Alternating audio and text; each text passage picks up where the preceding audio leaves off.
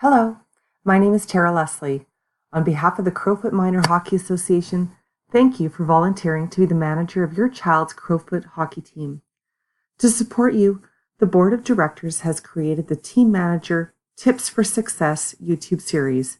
Welcome to Part 2, Team Finances.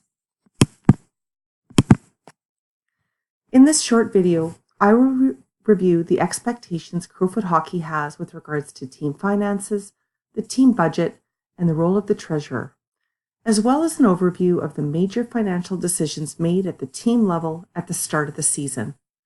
Finally, I will touch upon the end-of-season dissolution of funds.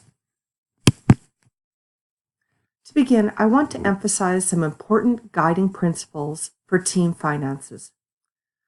To avoid unnecessary issues, managers and treasurers should provide clear and timely communication with families regarding the team finances.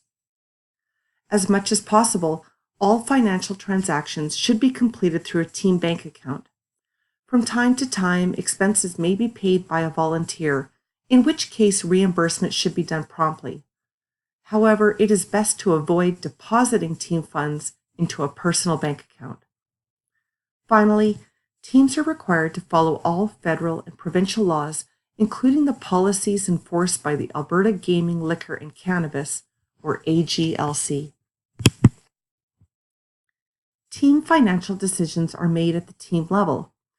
Usually, the leadership for these decisions is provided by the head coach and manager, with support from the treasurer. Typically, the team leaders will provide recommendations for planning of the team's major expenses. However, seeking input from families is important, especially in finalizing decisions and confirming that the majority support the leadership's recommendations. Clear and timely communication regarding finances is key to maximizing transparency and avoiding misunderstandings or false assumptions. As mentioned, it is recommended that the manager gather input from all families. Provide parents with the opportunity to express their opinions regarding team finances at the start of the season. Ways that you can gather input is through anonymous surveys with Google Forms or SurveyMonkey, or through team meetings. Avoid engaging with only some parents regarding major decisions. This can lead to a misconception that you value some opinions more than others. The treasurer is a key volunteer and should be identified soon after the team is formed. The treasurer leads the collection of funds, paying expenses, and financial reporting. Outlining the team budget in a spreadsheet is very helpful to communicate the financial plan with families and provides the starting point of future reports. As manager, you and the treasurer should open a team bank account as soon as possible. To avoid any misconceptions or, at worst, uncomfortable accusations, use the team bank account for all deposits and to pay expenses as much as possible. The treasurer and manager can decide if they would like a 2-to-sign or a 1-to-sign account. The benefit of a 2-to-sign is that there will always be 2 signatures on any withdrawals or payments.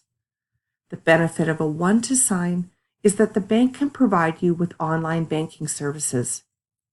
If your bank asks for a letter to evidence that you are a not-for-profit sports team, you can request a letter by contacting the Crowfoot Hockey Administrator.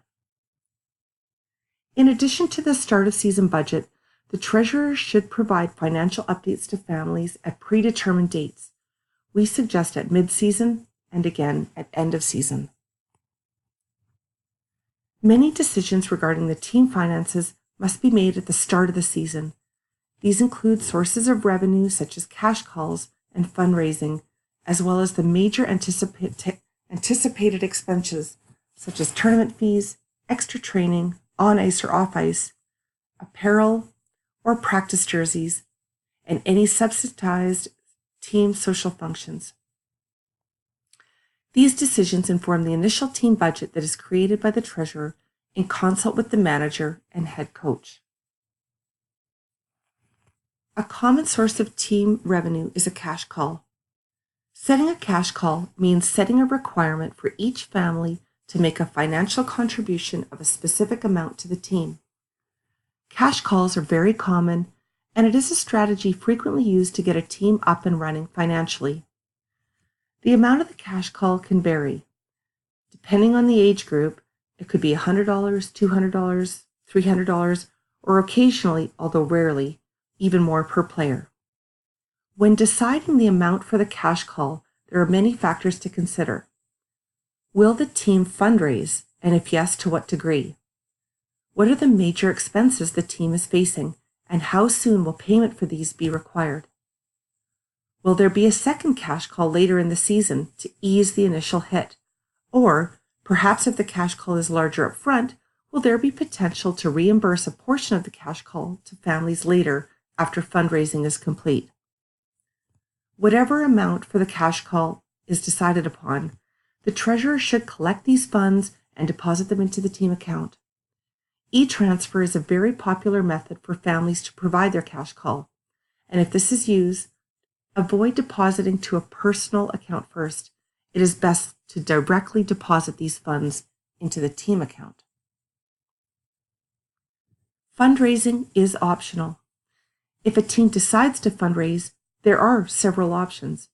The players can engage with their community and do a bottle drive, or offer services such as shoveling driveways for donations. Many corporations offer fundraising opportunities to teams through the sales of their merchandise. These organizations provide the team with a portion of the proceeds. Examples can include, but are certainly not limited to, gift cards at stores like Safeway or Sobeys, Spalumbo sausages, pierogi sales, or Purdy's chocolates. Some teams may want to raise funds through gaming.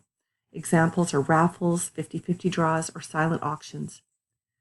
These types of fundraising activities are regulated by the AGLC, and as such they require licensing. Licensing requests can be submitted online through the AGLC website. Given the existing workload the manager already has, it is best to recruit a volunteer to be the fundraising coordinator. This volunteer can lead fundraising activities, including the proper licensing of any games, and that the AGLC rules are followed. Looking to team expenses, tournament fees are often a major line item in the team budget. Tournament fees are set by the hosting team, and the fee depends on many factors, such as player age group, the number of guaranteed games and length of each game, the ref requirements, and the value of the gifts or prizes given to teams or players. At the start of the season, as manager, you should discuss with the head coach how many tournaments he or she would like the team to participate in this year. This can be the starting point for a discussion with families. After sharing the team leadership's desired number of tournaments with the families, you can then survey those families to gather their opinions on this proposal. In addition, you may want to ask families their opinion regarding attending one or more out-of-town tournaments. These tournaments typically have more cost for families as they will incur transportation and accommodation expenses. Usually, families cover these travel costs on their own. However, some expenses related to attending out-of-town tournaments within Alberta can be paid for using AGLC gaming revenue. See the website for more information. The tournament coordinator is an important volunteer position and should be recruited as soon as possible once the team is formed. To optimize the success of being admitted to tournaments, the coordinator should contact other tournament coordinators quickly when the tournaments are posted. For more information on this topic, stay tuned for part 3 of this YouTube series. It is important to note that solidifying registration for tournaments can be challenging. Hence, sometimes the team tournament coordinator may not be able to secure the desired number of tournaments despite his or her best efforts. Hosting your own tournament can provide additional leverage when negotiating tournament invitations. In addition, hosting a tournament can be a source of revenue for the team. Another major expense is any extra training the team may wish to pursue. For example, your team may want to purchase additional ice times at various rinks to increase the number of team practices. If so, gather input from coaches and the families regarding how many extra practices will be planned in order to budget accordingly. Some teams participate in cross-training. Examples are group fitness classes at boxing or CrossFit centers or team yoga. If your team chooses to incorporate this training into the season schedule, it must be considered in the team financial plan. Other team expenses include apparel or subsidized social functions. Teams may choose to purchase matching jackets, hoodies, or tracksuits as a team. In this case, it may be easiest to incorporate this expense into the budget. Alternatively, teams can choose to have the purchase of team apparel as optional. In this case, families can purchase specific items from Tuxedo Sports. Explore if your team wishes to purchase practice jerseys. Depending on the quality and customizations, cost estimate could be anywhere from $25 to $70 per jersey. Social events for the players, especially at the season start, can be helpful for team bonding. In your budget, consider if you require funds for one or more social functions.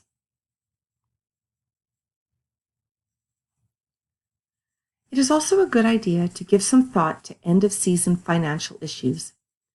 If you plan to give your team leaders end-of-season thank you gifts, it's usually easiest to factor this expense into the budget up front. That way you avoid having to do an end-of-season collection. Eventually, the manager and treasurer will need to close the bank account at season's end. Prior to doing so, all outstanding expenses must be paid. However, after the bills are paid, you may end up with some remaining funds. At the start of the season, give some thought, perhaps gather some family input, and clearly explain how remaining funds will be dealt with. This helps to avoid end-of-year disagreements between families. For example, remaining funds that were collected from cash calls can be redistributed to families after all outstanding expenses are paid. Revenue from AGLC events must be spent according to the AGLC regulations or donated to charity. Please refer to the AGLC website for specific details. Another option is to donate some or all remaining funds to a charity. Crowfoot Hockey Hardship Fund, or the CMHA Hardship Fund, is one possible option. This fund helps subsidize hockey registration fees for Crowfoot players with financial challenges. To summarize the key points to set your team up for financial success, initial decisions related to team finances are very important, and they include plans for revenue and major expenses. The decisions should be made through the leadership of the head coach and manager with family input. The decisions should be incorporated into the team budget created at the start of the season by the treasurer. A team bank account should be set up promptly and used for team transactions whenever possible. All teams are expected to follow the AGLC regulations. And communication regarding team finances should be clear and timely. It is recommended that the treasurer provide at least 2 updates at season midpoint and at season end. There are many resources available to you to assist you if you have questions. Specific questions regarding fundraising activities related to gaming should be directed to AGLC.